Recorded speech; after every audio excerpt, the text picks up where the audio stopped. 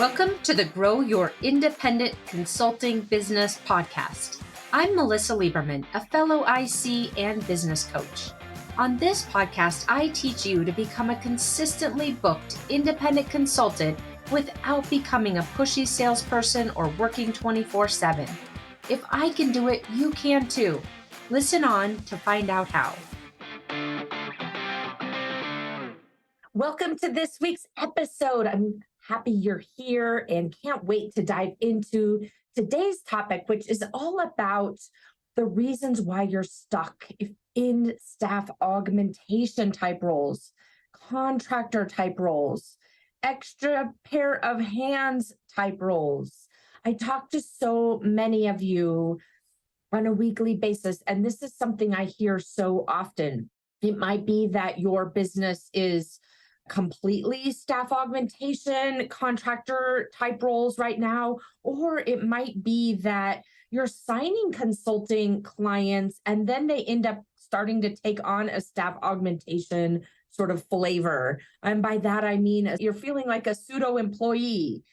And so that's what we're going to talk about today, because you are running a consulting business. And if you're here listening to this episode, it's very likely that you don't want to be stuck in that trap of feeling like you are an extension of another employee for whomever you're working.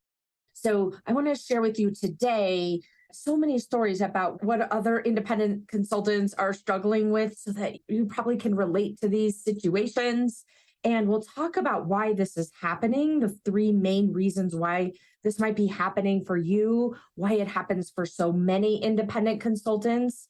And I'll give you the tools to start working your way out of this situation if this is what you're in. Either, you might be in it 100% right now, completely staff aug, or again, you might be experiencing this in a more subtle way in your business.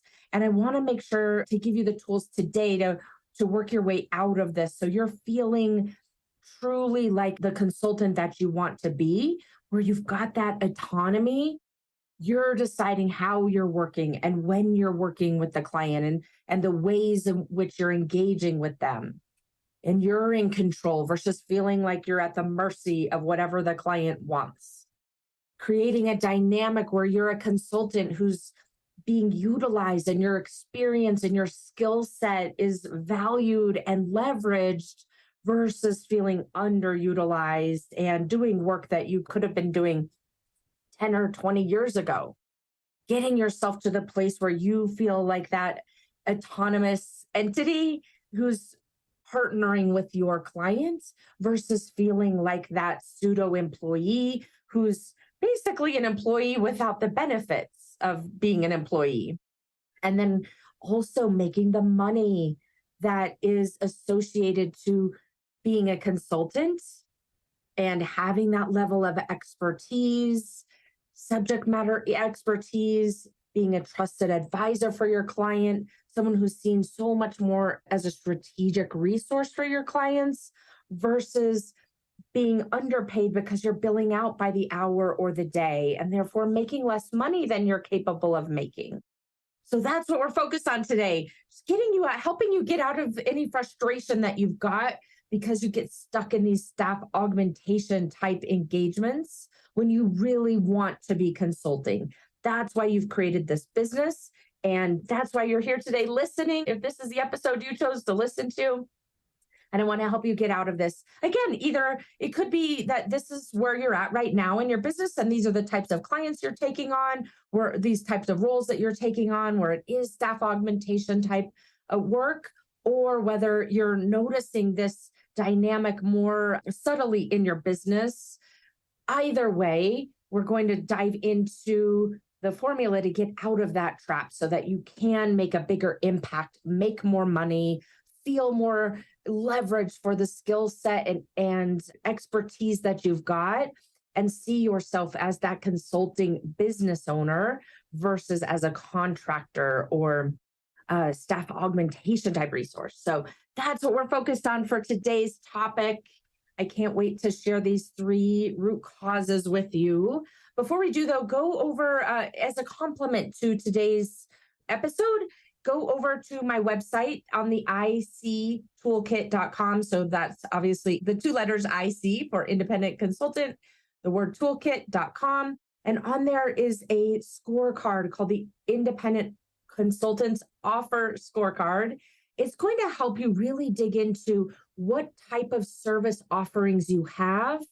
And this is one of the reasons why you may be falling into this staff augmentation type trap. You either don't have a really solid service offering, or you're missing some of the important service offerings that are critical to the success of your business. So it's going to help you evaluate the types of offers you have and what you're missing, the quality of your offers. After you take the scorecard, it'll give you actionable next steps so you can improve the quality of your offers, both breadth and depth, so you can escape this contractor pattern you might have been in. So go take that offer scorecard, and that'll help augment and support what we're going to be talking about today. So what we're going to be talking about today, again, is these 3 root causes of falling into the staff augmentation trap. So I'm going to walk you through the 3 root causes. Our agenda is walking through the 3 root causes of getting stuck in the staff augmentation situation. And then I'll give you guiding questions with each one of those root causes that will help you to overcome the root cause. So this episode is going to give you an actionable process that you can start using to implement, to start elevating yourself and the work that you're doing, and the way you're selling the work that you're doing, the way you're delivering the work that you're doing, so that you don't continue to feel like this pseudo employee or this extra pair of hands, and you truly step into being that business owner, being compensated, having the autonomy, and feeling like you're making the level of impact that you want to make as a result of it.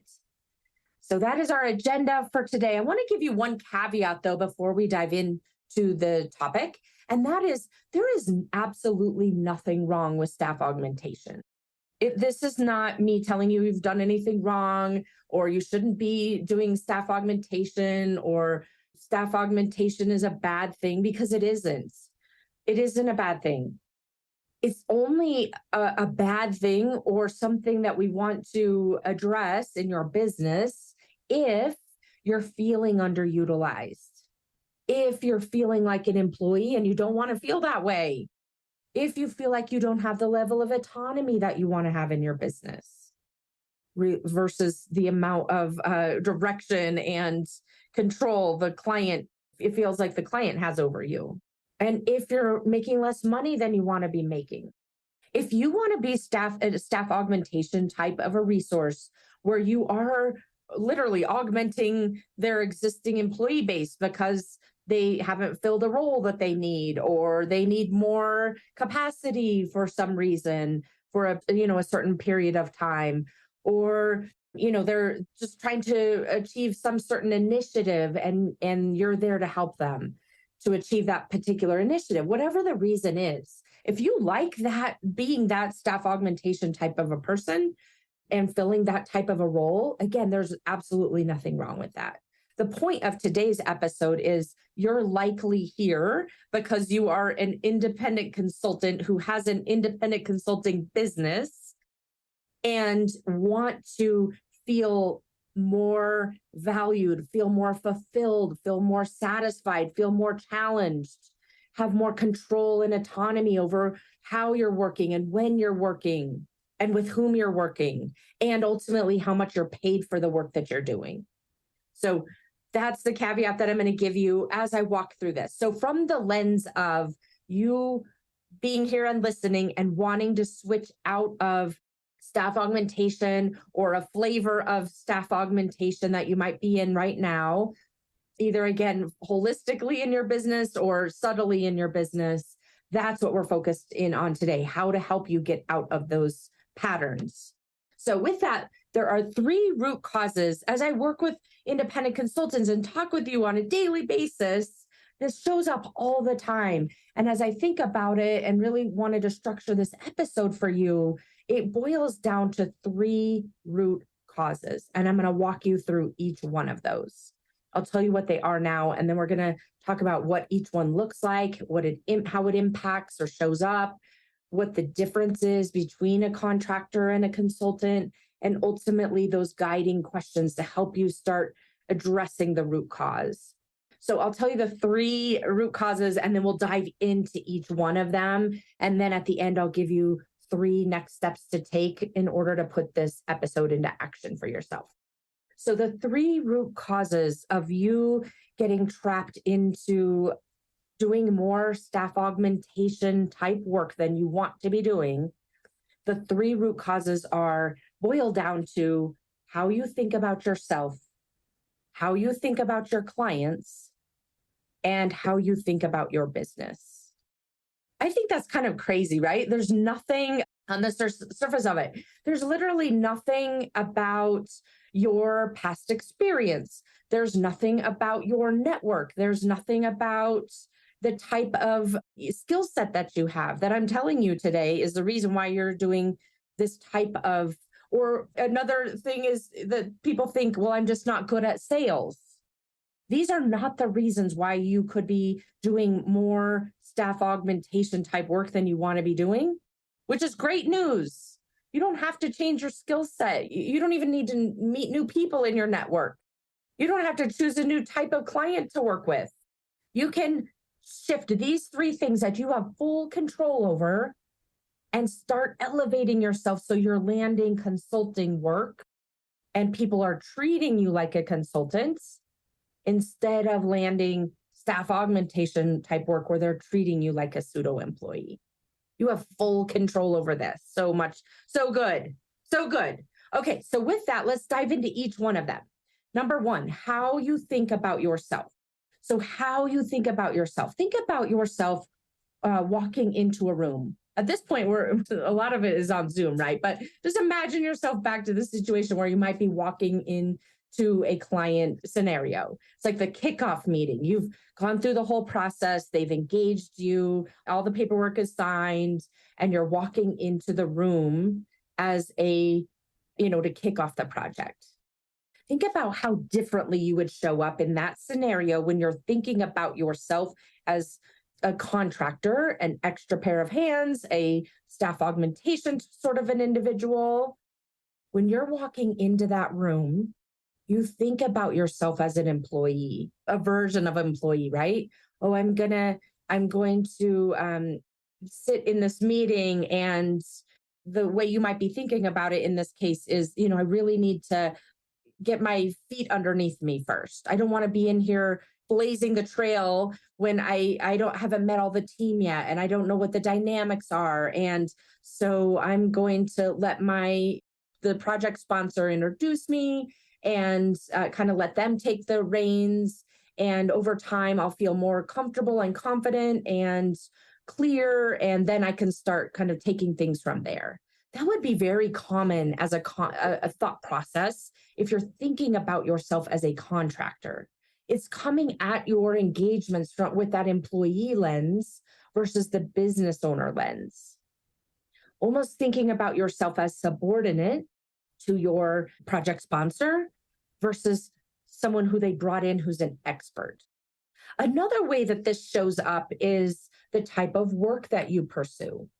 If you are thinking about yourself as a contractor, as someone who's staff augmentation, as someone who is not a business owner, you're thinking about yourself as a resource, then it would make perfect sense that you would be taking on business or accepting contracts with clients where they have thought about you in that contractor type of a scenario, where potentially they have put out a requisition for, I need this type of work, and you respond to it. Or someone in your network calls you and says, I know that you're out on your own right now. I really need a project manager, or I really need a business analyst, or I really need someone who's an expert at implementing Workday, or, whatever the scenario is. They think of you because that was what you have been known for in the past. And then they're only, their main lens of hiring or bringing on any external resources is to go through a process that looks like hiring because that's what they're used to. So they'll probably interview you if they don't know you as well and figure out, can they do the types of work that I need to be doing? Of course, when you're thinking about the way that you engage with potential clients and acquire new business, if your thought process is about kind of following that type of cycle that's essentially looks very much like an interview, of course you would be setting yourself up to take on more of a staff augmentation type role. I was working with a client the other day and she was just talking about, I don't want to leave any money on the table. I've been accepting these roles because, my former colleagues, that my network comes to me, they think of me because they know that I'm really good at doing this type of work. And I just don't want to leave money on the table. So I know that I'm just going to take the roles. That's how she was sharing it, right? I think about it in the sense of I'm going to accept the role. I understand that they probably are thinking that it's more of a augmentation to their current staff in some form or fashion. And then I'm going to figure out how to make it work. So from the very beginning, they're thinking, or in this case, she's thinking of herself. And you may be doing the same thing where you're thinking about yourself in that way as someone who is augmenting existing work that the client is doing. I'm someone who comes in and helps provide expertise from a project management perspective or provides, guidance for implementing certain software systems or can help clients to figure out one of their strategies. But at the end of the day, it's very common when you're in this zone of feeling and thinking about yourself as a contractor to really at the heart of it, when we pull back all the layers of of it, where you're really thinking about yourself from that employee perspective, that you're still an employee in some form or fashion. And that's how you end up in this staff augmentation type of a scenario. Now, let's flip it over. If you're thinking about yourself as a consultant, so think about yourself in that same example where you're walking into a room, you've signed all the contracts, and now you are a consultant working, in whatever project you've agreed to do. When you're walking into that room as a business owner, thinking of yourself as a business owner, not as like your first day at the job, you're coming in this in such a different way. You've done the pre-work already to set the agenda, to set the stage, to set the process with your stakeholders, and you're coming into this process in control, in command. You're explaining to the client and whatever team that they may be engaging to work with you, you're explaining how the process is going to work. You're explaining how the engagement is going to roll out. You're defining and setting the expectations. You are thinking about yourself as the one in control of the ship, the consultant who is owning this process, not as your first day on the job. You're thinking about yourself as the trusted advisor, as an impartial third party. You're not thinking about yourself as someone who's filling in the gaps for the client or kind of being there to help the team. You're thinking about how am I leading the team to the certain result that we agree they want. See the difference there when you're walking in, as an example, in the first day of your engagement, and how important, I give you these examples to illustrate how important it is to very intentionally cultivate how you're thinking about yourself. Because your brain is going to want to default to that contractor mode because that's probably what you've been used to for most of your career. That's certainly what your clients are used to thinking and seeing. And likely you are as well, because that's probably where you've spent a good chunk of your career. Even if you're, I talk to consultants all the time who are in this scenario, who have been in their own business for 10 or 20, even 20 years, and are still in this contractor mindset. So it isn't about the amount of time you've been in your business. It's about how you think about yourself. And therefore setting up this dynamic, it's back to that saying, we teach people how to treat us. You're teaching people how to treat you by the way you're thinking about yourself. And that is really infused and showing up throughout your process, how you're selling, when you think about yourself, how you're selling, are you thinking about yourself from that employee lens and how you are, and therefore setting up that kind of interview-ish dynamic, which then leads down to the path of contractor type work versus thinking about yourself as the business owner who has a set of services that they offer that create value for the client and that you sell to the clients because they want that result. Do you see the difference there and how those two paths end in very different, in those two ways of thinking about yourself end in very different results? So as we wrap up this first root cause of falling into doing staff augmentation work versus consulting work, the two guiding questions I would share with you to start addressing this root cause about how you think about yourself. The first one is ask yourself and answer this question: how am I thinking of myself as a contractor? And think about it from the perspective of the examples I shared with you in the sense of how you're selling the work that you're acquiring. How am I thinking about myself as a contractor? So all throughout the life cycle of your business, how you're selling work, how you're describing yourself when you meet new people, how you're marketing yourself, how you are starting a brand new engagement, like the example that I shared with you, how you're operating when you're in the middle of an engagement or at the end of the engagement. Ask and answer for yourself, how am I thinking of myself as a contractor? And then the second guiding question that I would encourage you to answer is, who am I as a consultant? If I am a consultant, how am I thinking about myself? And how is that different than thinking about myself as a contractor? So who am I as a consultant? If you are fully embodying yourself as someone who's a successful independent consultant business owner, you show up so differently. You pursue different things. You speak differently. You talk to different levels of people in different ways of talking to them, right? When you're thinking about yourself as someone who is a consulting business owner versus as a contractor. Okay, let's move on to number 2. The second root cause of you falling into the staff augmentation zone versus the consultant zone is how you're thinking about your clients. So think about this in the same kind of vein that I just shared with you about how you're thinking about yourself. When you're thinking about your clients and what they want from you, why they want to engage with you, what they think about you, that makes all the difference in terms of how they treat you, right? When you think about your clients and you think things like, they're interviewing me, or this is a sentence that one of my clients shared with me, they should be setting me up for success. Of course, you're going to, by default, without even realizing it, put yourself into scenarios where you're doing more staff augmentation type work versus consulting work.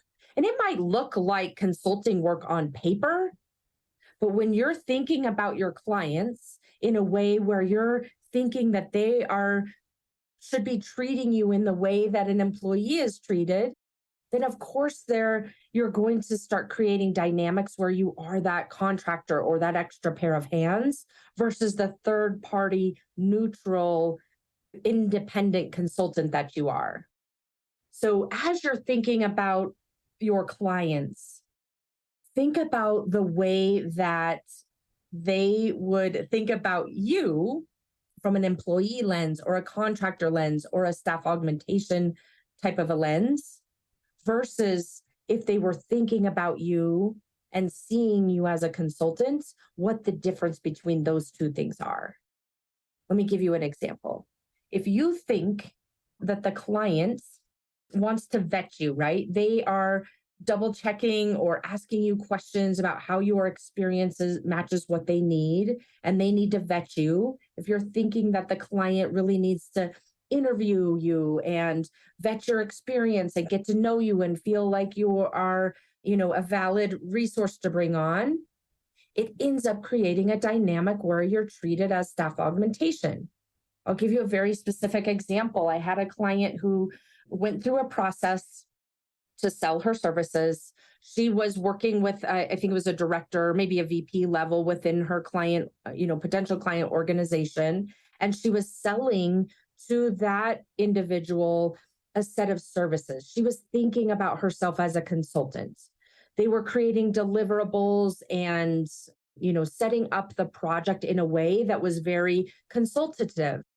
And then that buyer said, you know what, I need you to meet with I think it was maybe the CMO. I need you to meet with the CMO because they're ultimately going to sign off on this project and the budget. And so I need you to meet with them just to make sure they're comfortable, have all their questions answered, and they're on board. So all of a sudden, she went from thinking about her client as I'm the consultant, I'm co-developing a solution with them, we're creating, this engagement together, and I'm a neutral third party, like those are consultant type thoughts. She went from thinking about her client in that way, that they were really crafting a solution as peers, into just like by default, without even realizing it, she went into the mode of I'm interviewing with this CMO. This CMO, she's thinking about her client in the way of, or her potential client in this case, this CMO wants to interview me.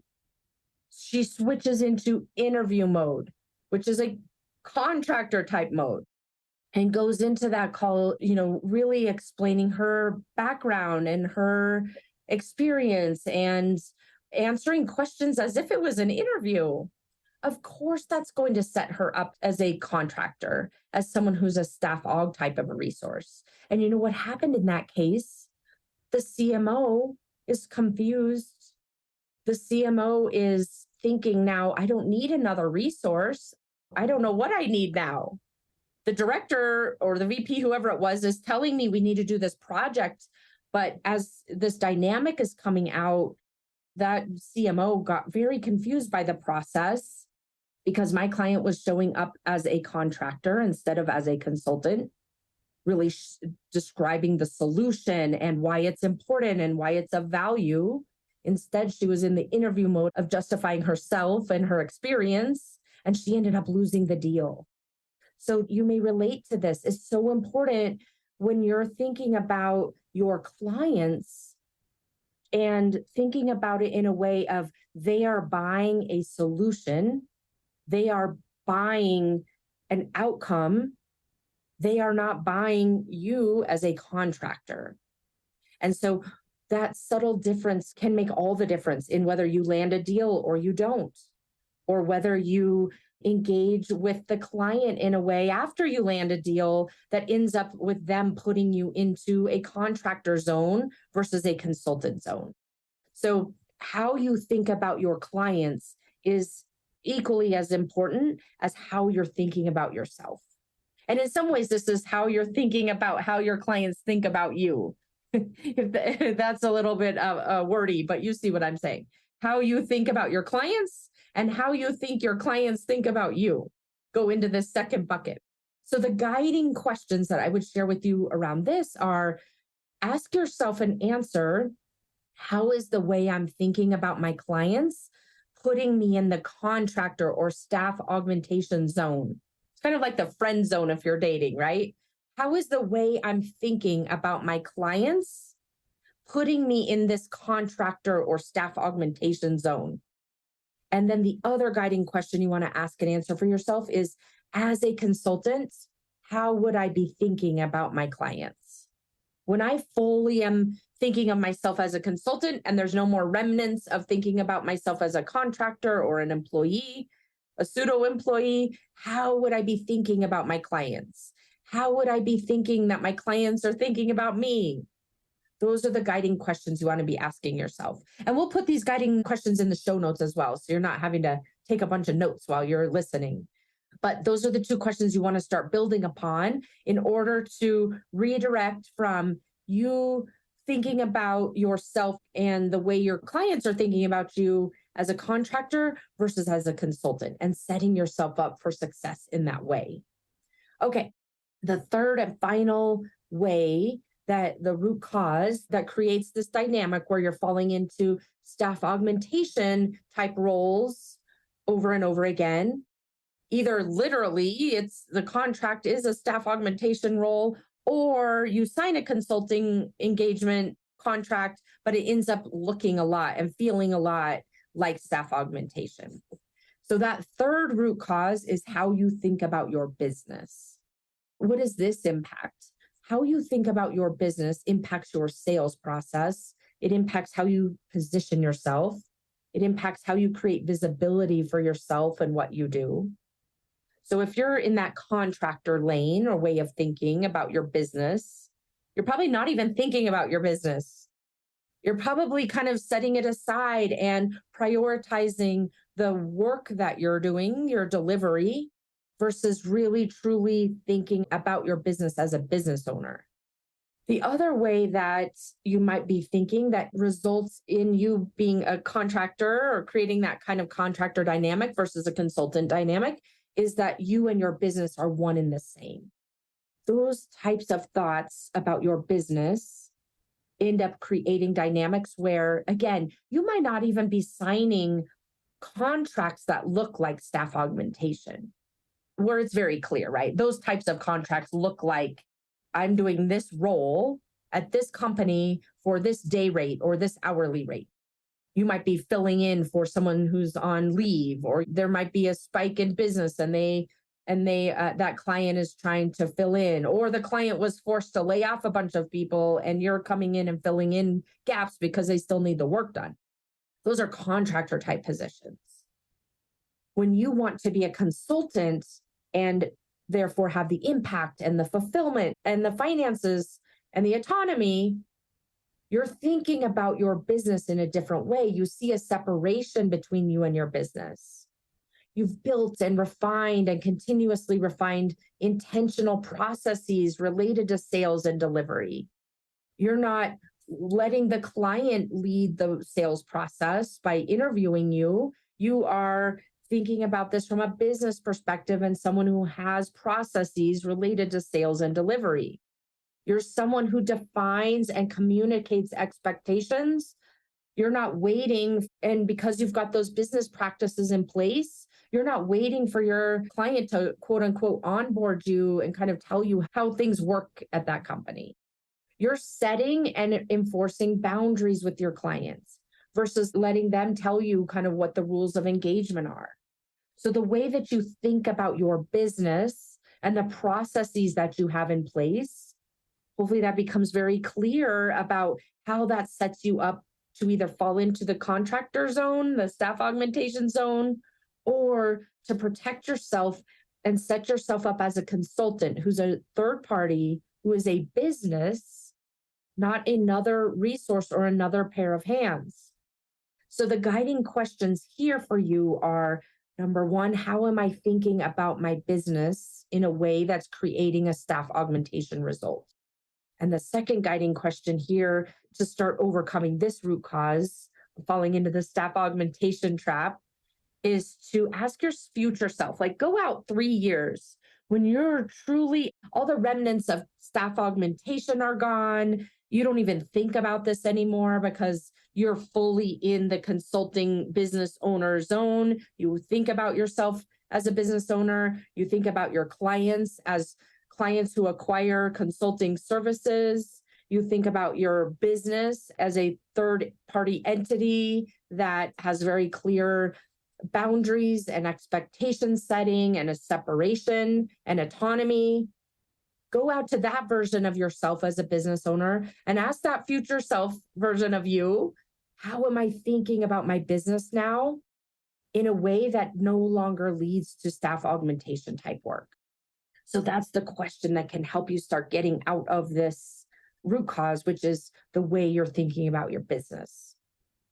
So those are the 3 root causes of you landing staff augmentation type work, or which literally on a contract piece of paper looks like staff augmentation, or signing contracts that are consulting contracts, but then inadvertently falling into the staff augmentation type trap.